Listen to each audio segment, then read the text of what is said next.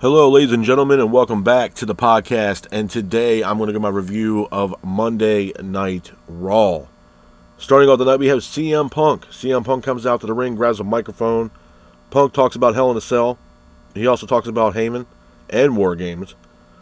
Punk points out to the crowd, saying that he sees the sign, he sees the future. Punk talks about the Royal Rumble, Elimination Chamber as well, and possibly WrestleMania. Rollins is here. Rollins comes out to the ring, grabs a microphone, and says that he should have knocked out Punk the day he returned. Rollins then talks about War Games. Rollins then wants to fight Punk. Punk says that he has moved on. Rollins has nothing that he wants. Punk tells Rollins to stay out of his business. After that, Rollins attacks Punk. Jay and Sami Zayn come out to the ring to stop the fight. Pierce is here as well. Rollins then mocks Jay, tells him to go back to Roman. Zayn tells Rollins, do not talk to Jay like that. Rollins says that Jay is not Roman's family. Zayn then says that he didn't want Punk in the War Games. He wanted Rollins, but Rollins kept telling him no. Rollins says that Roman is a monster. Zayn says that he created that monster from when he hit Roman with the chair back in the day when they were a part of the Shield. So it looks like there's some unfinished business there between Roman and Seth Rollins. It's like Seth Rollins has some hostility towards Roman Reigns. Moving on from that, we go to our first official match of the night. It is Damage Control taking on Raquel and Liv Morgan. I thought it was a good match, man. It was a back-and-forth matchup between both teams with Raquel and Liv keeping the pace of the match. Kairi Sane hits an insane elbow off the top rope for a near fall, but Raquel ultimately hits the finish, pins for the 3, and your winners of the match are Raquel and Liv Morgan. After the match, Raquel and Liv attack Io and Kairi Sane. Rhea's music hits. She comes out to the ring to attack Raquel, and Raquel ends up sending Rhea face first into the announce table. Moving on from that, we go into our next match of the night. It's a triple threat matchup for the Women's Intercontinental Tournament. It is Dakota Kai taking on Shayna Baszler versus Katana Chance. I thought it was a decent match. Back and forth matchup between Dakota Kai, Shayna, and Katana Chance, with Shayna keeping the pace of the match. Katana Chance hits a 450, but Dakota ends up hitting the finish, pins for the 3, and your winner of the match and moving on in the Women's Intercontinental Title Tournament is Dakota Kai. Hats off to Dakota Kai for getting the win in this matchup. Moving on from that, we go into the next part of the night, pretty much the vocal point of Monday Night Raw last night. It is the New Day. It's the New Day's 10-year anniversary. Adam Pearce is out to the ring. He talks about the New Day. Kofi and Xavier Woods come out to the ring. They talk about the New Day. Kofi talks about the accolades that the New Day has had. And all of a sudden, Big E. Big E shows up. The crowd goes crazy. He walks out to the ring, grabs a microphone, says he doesn't like the fact that Kofi and Woods are beefing. Big E talks about the New Day's history and what they have done in their 10-year span. Big E talks about his injury. He also says that he is going to be there every week to manage the New Day. After that, Woods says, now? You want to come back now after all this time? Woods says that Big E left them. Left him and Kofi high and dry. Big E then explains again that he broke his neck. Kofi then agrees with Woods. He also tells Big E that he didn't even have surgery on his neck. Woods and Kofi then mock Big E. Woods says that Big E is a burden on them. Kofi says that Big E chose himself over the New Day. And it looks like Kofi Kingston and Xavier Woods were on their own and have also turned heel. Moving on from that, we go into our next match of the night. It is Dominic Mysterio taking on Gunther. I thought it was a decent match. Back and forth matchup between Gunther and Mysterio, with Gunther keeping the pace of the match. Gunther then applies a sleeper hold, but Dominic hits a low blow. Dominic then hits a 619 into a frog splash on Gunther for a near fall, but Gunther ends up hitting a devastating powerbomb on Dominic Mysterio, pins for the 3, and your winner of the match is Gunther. After the match, Finn Balor comes out to the ring. Finn attacks Gunther, and Finn ends up hitting a coup de grace off the top rope, taking out Gunther. Looks like Finn Balor will be the next challenger for Gunther's World Heavyweight title. Moving on from that, we have Jey Uso. There was an interview being conducted backstage, but all of a sudden, WWE officials go to the back. They run backstage, and they see Jey Uso was attacked backstage, but nobody knows who that person was that attacked Jey Uso. After that, after the attack, Sami Zayn bumps into Adam Pearce. Zayn asks Pearce who attacked Jey Uso backstage. Pierce says he doesn't know. Zayn tells him that he does know, and he's going to go out to the ring to kick that person's ass, which I thought was absolutely hilarious. Moving on from that, we have Pete Dunne taking on R-Truth. I thought it was an okay matchup, back and forth matchup between Dunne and R-Truth, with Dunne keeping the pace of the match, but R-Truth hits a quick roll-up on Pete Dunne, pins him for the 3, and your winner of the match is R-Truth. Hats off to R-Truth for getting the win in this matchup. Moving on from that, we go into the main event of Monday Night Raw. It is Sami Zayn taking on Seth Rollins. I thought it was a good match, man. Back and forth matchup between Rollins and Zayn, with Zayn keeping the pace of the match. Zayn and Rollins both exchanged in the middle of the ring, with Zayn hitting a blue thunder bomb on Rollins in the middle of the ring. Rollins then gets up, hits an enziguri on Zayn. Zayn hits an exploder suplex on Rollins. Zayn then grabs a chair, but Zayn says that Rollins attacked Jay. Rollins says that he didn't attack Jay, telling Sami Zayn to use his head. Man, I'm not like that. That wasn't me that attacked Jay backstage. You know better than that. Rollins ends up hitting a roll-up on Zayn after Zayn got rid of the chair, pins for the 3, and your winner of the match is Seth Rollins.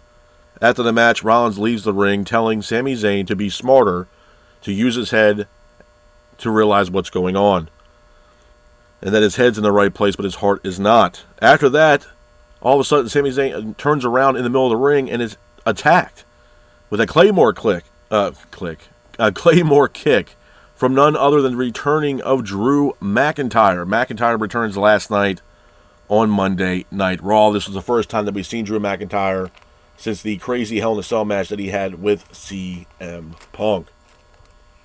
Couple of things I want to talk about, man, when it pertains to Monday Night Raw. Let's talk about the main vocal point of Monday Night Raw last night, being the New Day. The New Day were celebrating their 10-year anniversary, 10 years, a decade in the business for WWE.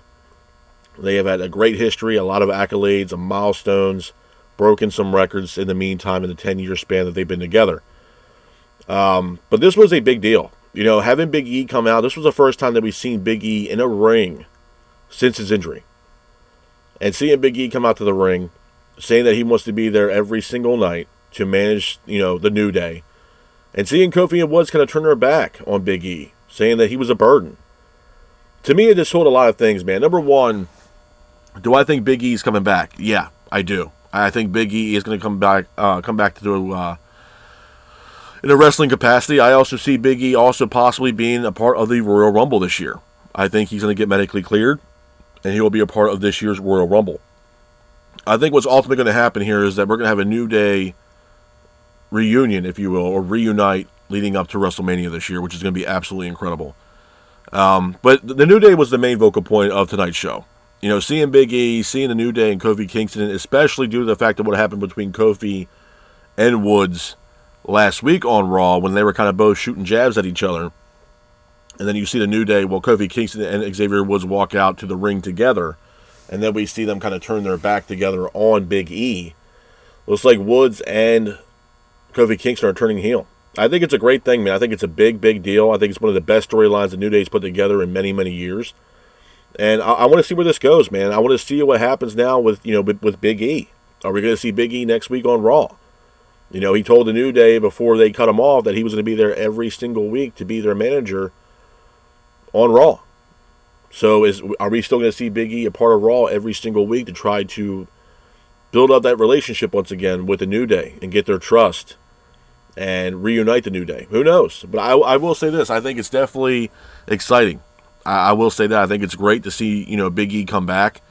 Hopefully Big E does get medically cleared to compete. It'd be great to see him back in the squared circle once again and competing, or at least reuniting with the New Day again. I think it would be absolutely fantastic. The other big thing, obviously, was Drew McIntyre. Drew McIntyre showing up last night, attacking Sami Zayn. And if I had to be a guessing man or a betting man, Drew McIntyre was probably also a part of Jey Uso being attacked backstage. I could very much see that due to the fact that Drew McIntyre attacked Sami Zayn for no apparent reason. It wasn't like he attacked Rollins, and he didn't attack CM Punk, so maybe it looks like Drew McIntyre has issues with the bloodline as well as CM Punk. And that's, I think that's where it's leading towards. And now the biggest question is why did Drew McIntyre possibly attack Jey Uso, and why did he attack Sami Zayn after the match Zayn had with Rollins? What's going to be next for Drew McIntyre? And like I said, why did he attack possibly Jey Uso and Sami Zayn? That's the two biggest questions I had for me coming out of Monday Night Raw last night is, where do we leave Big E, and what happens next with Drew McIntyre? And I think that's going to be the most compelling thing going into next week's Monday Night Raw, man. But to me, I hate saying this, but it's really hard for me to complain about Raw and SmackDown in the direction that they're going. I mean, obviously, there's a lot of shit going on right now with Raw and SmackDown. We got Paul Heyman back with, Roman, CM Punk, getting a favor possibly from Paul Heyman. What that favor could be, who knows? You saw CM Punk open up the show last night, 1 hour commercial free, pointing out in the crowd, like, a lot of people do for WrestleMania. It looks like CM Punk has his sights set for WrestleMania. What that favor from Heyman could be, who knows? Who knows? But it looks like Punk is trying to do everything he can to headline WrestleMania. And if that's the case, I'm all for it. I think, to be honest with you, I think WrestleMania 41 might also top WrestleMania 40, which is a hot take for a lot of people. WrestleMania 40 was absolutely incredible with that main event, with Cody finishing his story. It was compelling, man. Seeing John Cena come out there, The Rock, seeing The Undertaker also a part of that matchup with Cody and Roman. It was a great match, man. It was a great memory, and it's probably going to be one of the greatest main events in WrestleMania history, to be honest with you. But the way that WrestleMania 41 is shaping up, with the possibility of Rock and Roman, or Rock and Cody, Cena and Cody. Cena's also on his retirement tour starting at the Royal Rumble. So, again, man, I mean, there's a lot of moving factors leading up to this year's WrestleMania in Vegas, and I'm definitely looking forward to it, man. I think we're going to see The Rock. I think we're going to see Cody. I think we're going to see John Cena. Especially with Raw moving to Netflix here, January 6th, next month. They are going to absolutely load that first show for Monday Night Raw. It's going to be absolutely incredible. I think Travis Scott's going to be a part of that show. There's been rumors and speculation about possibly Becky Lynch being a part of that show and returning to Monday Night Raw. John Cena, The Rock, Cody, and Roman Reigns all being a part of Monday Night Raw's debut episode on Netflix. So, that first episode is going to be absolutely incredible, man. And I definitely look forward to it. Like I said, I think, Raw and SmackDown, they're making big moves. They're doing big, big things right now. Obviously, with the streaming deal with Netflix coming up, these PLEs have been hitting, man. And, I always bring it up because I'm going to bring it up is, because I'm a fan of both. I'm a fan of WWE. I'm a fan of AEW. And I really do wish AEW would kind of take a page out of their book right now, what Triple H and WWE are doing right now. Because I'm telling you, man, AEW would thrive like you would not believe. I mean, you look at the pay-per-view model for both companies. I mean, Christ. WWE had, 5 to 6 matches for Survivor Series? And they all were bangers, man. Absolute bangers. And then you look at a pay-per-view like Full Gear that had no build, no storyline, no emotion. And there was 10 to 12 fucking matches on that card that really nobody actually genuinely gave a shit about. You know what I mean? That's the thing. You need 5 matches, the bread and butter, to get people invested. If you build up storyline for these matches, people are actually going to give a shit about these matches. And Tony Khan and AEW just don't give a damn what the fans think, what the ratings are, what the pay-per-view buys. They just don't give a shit, man. They just don't.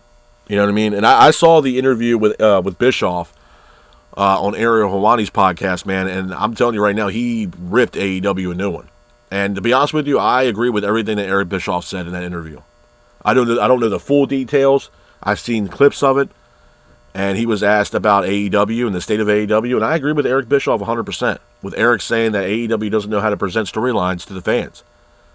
They have no idea what they're doing over there, and they're losing, more interest, interest in the company from fans, where fans are gravitating towards WWE and the main roster. And ironically, I believe Eric Bischoff is actually going to be a part of NXT show tonight.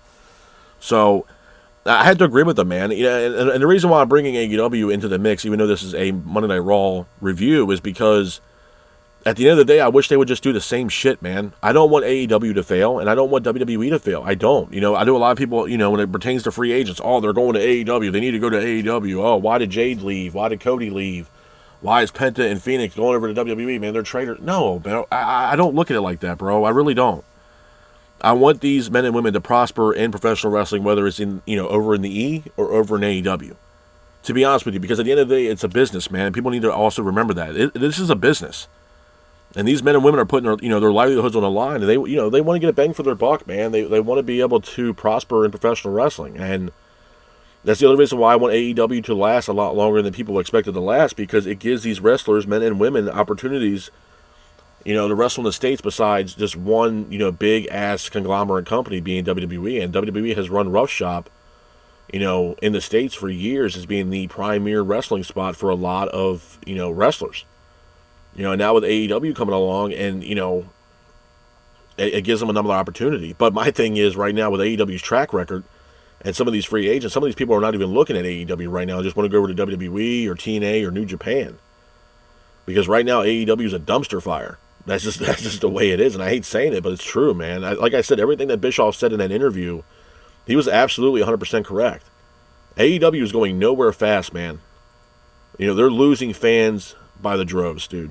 And that's just the way it is. And it's unfortunate. It really is unfortunate because at the end of the day, AEW has a very, very strong roster of talent. They really do. And I feel like they just don't give a rat's ass, man. They really don't. And I'm sure tomorrow, when Dynamite comes into play and I'll watch Dynamite and give you guys a review, it's going to be the same song and dance and how I feel about it for the past few weeks, that it's the same shit. Rinse and repeat, because they don't know how to build storylines and get fans emotionally tied into AEW. It's not going to happen. Where you look at Raw and SmackDown and they continuously keep building on story and getting the fans invested in what the fuck is going on. I mean, like I said, look at the Bloodline storyline, bro. This shit's been going on for like 3 years. And they progressively added, small ingredients to the storyline. When they added Jacob Fatu, when they added Tama Tonga and Tonga Loa to Solo Sikoa's new bloodline. They got Hikuleo, what I believe is the Tama Tonga and Tonga Loa's actual brother, who's in a part of the NXT program. You know what I mean? They're bringing in talent to capitalize on the storyline. They brought CM Punk back to align himself up with Roman because he's a Paul Heyman guy. And Paul Heyman is the wise man of the tribal chief. It's poetry in motion, bro. It gets people invested. When they announced Punk to be the 5th guy for Team Roman, I was like, holy shit. This was the first time that we've seen Roman, or not Roman, but Paul Heyman back since, I believe, WrestleMania 40. So to see him come back into the fold and, address who was going to be the 5th member, man, it was awesome. Absolutely awesome. Just like Monday Night Raw last night with the New Day. I thought it was great to see Big E come out. He's been, hasn't stepped in the ring since his injury. So it was great to see him on television and not just a part of the pre-show for PLEs, for WWE pay-per-views, and actually be involved in this storyline. And he rightfully so. He's a humongous part of the New Day and all their, all the history, all the accomplishments that those guys have accomplished. Big E is a big part of that. He was also a former WWE champion, just like Kofi Kingston. You had Xavier Woods be the king of the ring.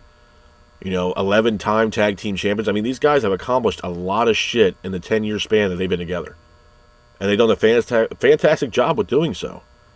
So like I said, it's a compelling storyline because everybody now wants to see what Woods and Kofi do now that they turn their back on their brother, Big E. And what's going to happen with Big E? The whole thing with the New Day was family. You hear Big E talking about the fact that, when he was in a neck brace, you had Kofi Kingston and, his wife see Big E and make sure that he's okay. Big E was able to hold, Kofi's kid and all this stuff. It's a family between these guys, man. It's a brotherhood between Big E, Kofi, and Xavier Woods, man. There's a legit history here with these 3 gentlemen, and I think it portrays on television. These guys work together great. They gel great as a tag team, hence the reason why they are 11-time tag team champions. And they've done a hell of a job in a 10-year span. I mean, you got to think, man, 10 years in WWE is a decent amount of time, man, especially as a tag team, a staple. It's very compelling. And I mean, if you look at what these guys have done, all of them in the 10-year span, like I mentioned earlier, with Big E being a part, winning the WWE Championship, Kofi becoming WWE Champion, Woods winning the King of the Ring. The fact that these guys have held the tag team belts 11 times, and they've gone through a lot of different changes on the main roster. From now the Triple H era to the Vince era. Kofi winning the Intercontinental Championship before he joined the New Day. These guys have been through a lot of shit, man. And to be honest with you, I think the New Day is severely underrated. I do. I think it's a great stable. It's a great team.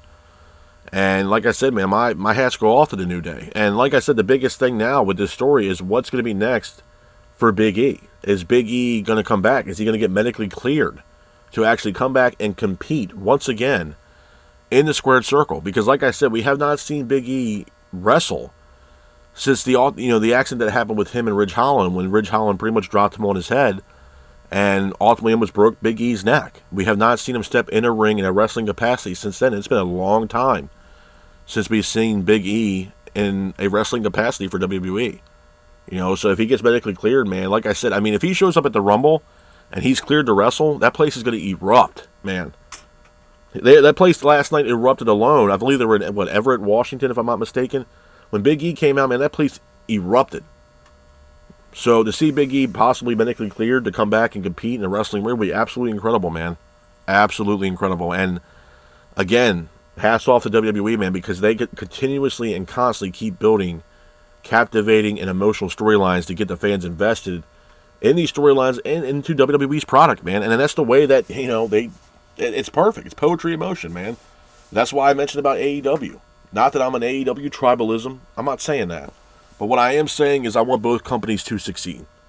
And I want both companies to prosper because I think competition breeds success. Now, do I think AEW right now is competition to WWE? No. Maybe in the first 2-3 years of AEW, yeah, maybe they were competition. They were cooking with gas at that time. Right now, they're, AEW, as far as what they're cooking with now, man, it's a hot plate at this point. It's not panning out for AEW, which is a goddamn shame, to be honest with you, because like I said, man, they got the talent. They have the talent. And I feel like the things that transpired in AEW in a negative spotlight has also hindered this company and has hindered some of these talents, which I mentioned last week about Ricky Starks and stuff like that. I mean, like I said, Repentant and Phoenix, if they want to go to WWE, God bless, man. I said the same thing about Jade. I said the same thing about Cody Rhodes. And my thing is, I don't know what happened there between Rhodes and AEW. I really don't. I know that Rhodes, towards the end of his tenure in AEW, he wasn't even wrestling with a contract. It was a handshake deal between him and Tony Khan, from what I understand. And maybe, Cody Rhodes saw the writing on the wall and he wanted to go over to WWE to accomplish his goal of becoming WWE champion or headlining WrestleMania. By all means, man, God bless. But with all due respect to Tony Khan, if that was the case and he kind of just washed his hands with Cody and let him go, even though it hurt him emotionally, I would have gave anything Cody would have asked for, man, because Cody is a talent that you could build a show around. I mean, if you look at Cody Rhodes now and what he's doing with WWE and what he's done for the past couple of years, he's the flagship guy right now for WWE. He's carrying the symbol of this company with the Universal title. That's clear as day. He's got the same schedule, if not more, than what John Cena had. This guy's a global ambassador for this company. And he's doing a hell of a job by putting this company on his back. And like I said, being an ambassador for this company. You know what I mean? And he's done it, and he's done a hell of a job with it. Being on late night TV shows and going all over the world and, giving the fans great matches. I mean, Cody's done a hell of a job, man. Cody, to me, a dream match for Cody Rhodes, and I'll probably be on this hill by myself. I would love nothing more to see Cody and Cena at WrestleMania 41, where John passes the torch to Cody Rhodes, and Cody's the guy. Absolutely. Because you got to see what both guys have gone through, man. I mean, John's a GOAT. I'm not saying John Cena is one of the greatest of all time. Let's just be real. With the body of work that guy's put in, he's right now tied with Ric Flair's World Heavyweight Championship record. You know what I mean? He's looking to break that record. You can say what you want about John Cena, but he's been through the trenches, bro. I remember the match that he had with RVD and ECW. I mean, he was in hostile territory, man, and that guy put a match on for the fans. Yeah, RVD went over, but he was wrestling that match in hostile territory, man. John's been through some shit. And he continues to keep persevering, man, and keep driving, and pushing the envelope. Not only for himself, but for WWE, man. I think Cody Rhodes is doing the same thing. And it's honorable, man, to be honest with you. It's a joy to watch as a fan, because these guys, like I said, you can build a company around. And that's exactly what's going on right now with Cody Rhodes. And right now, if you look at AEW, it's not the same, bro. If you look at the company right now, who's really carrying that company on his back? You think Mox is doing it? I don't think so. We already been down this fucking road with Moxley.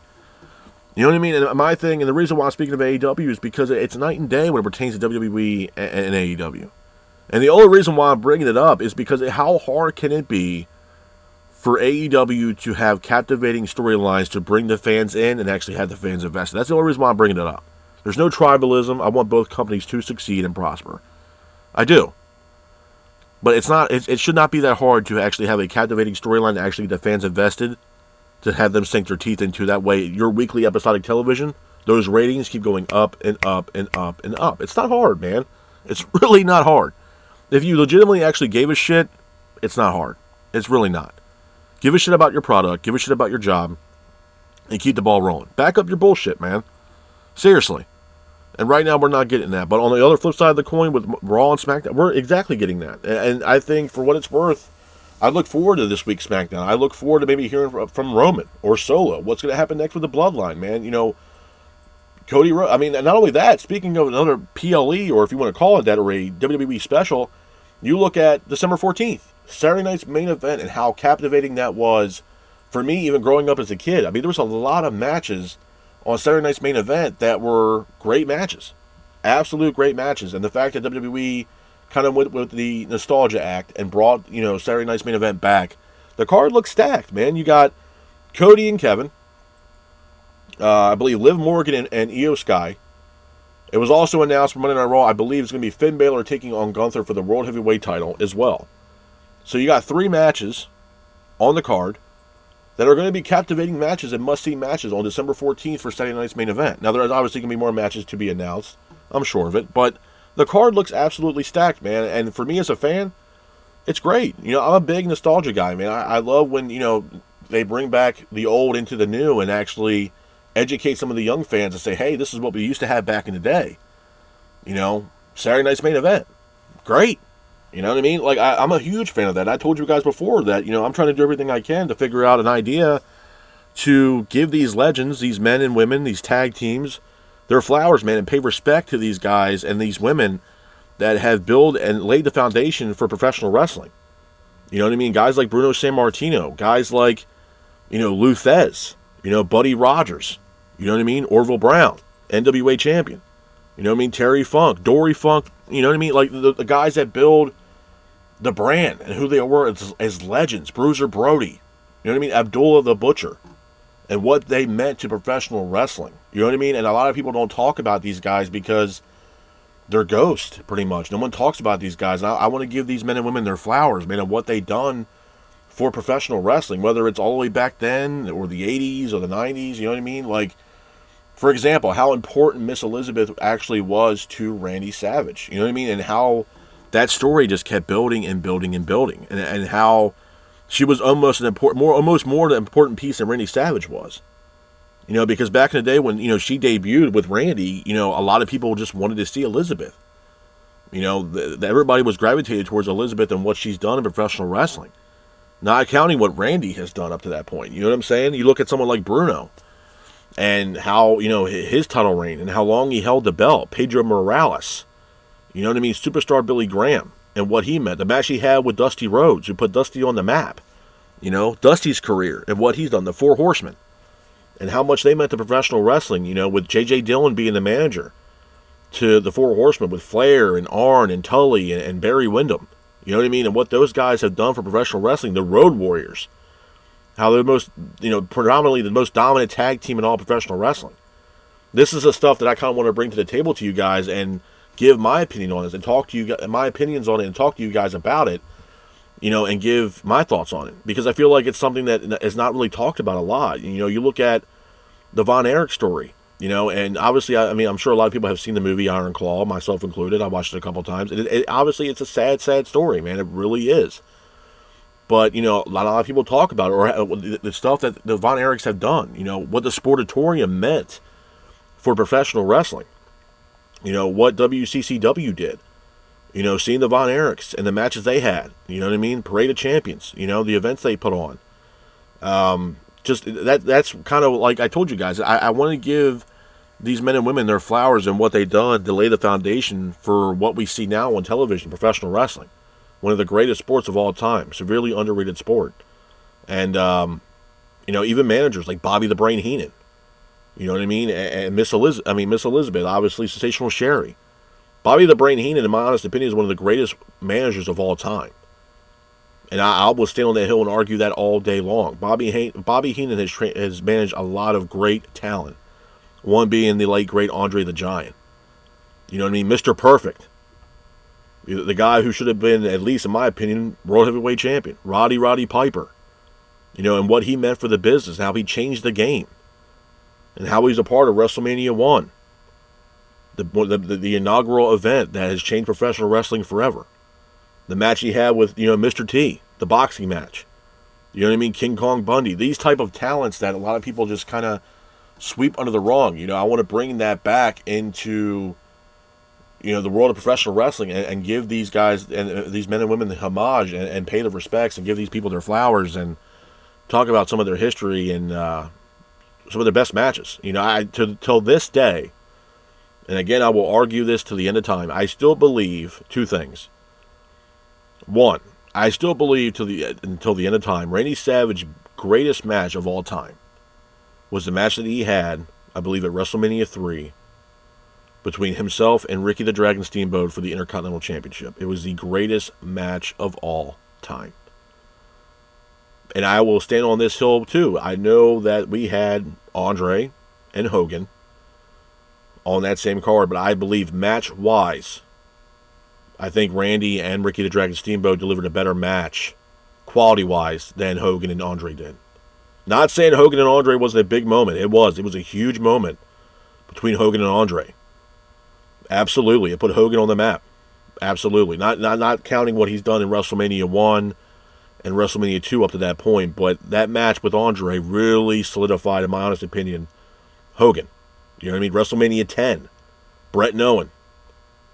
And then Bret fighting Yokozuna for the WWF title later on that night. He had two matches that night. This are just some things that, wrestling-wise, that go through my head that I think about. And it's like, man, what people don't know now. And there's some fans out there that do know the history of professional wrestling, or at least has bits and pieces of professional wrestling history that they hold on to.